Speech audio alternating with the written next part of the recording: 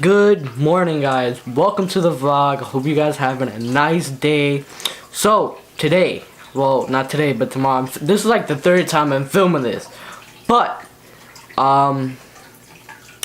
tomorrow it's supposed to be snowing in New York City, and snowing a lot, like 12 to 24 inches of snow, and that's a lot of snow. Like, that's crazy.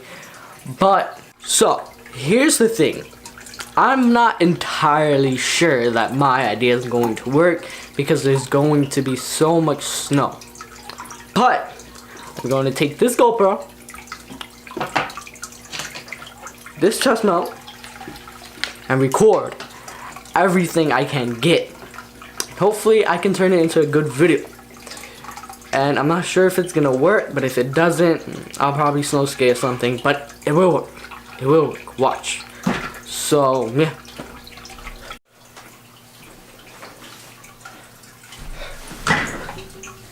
Also, guys, with that being said, it's going to be also very, very cold. So, I'm going to have to warm up.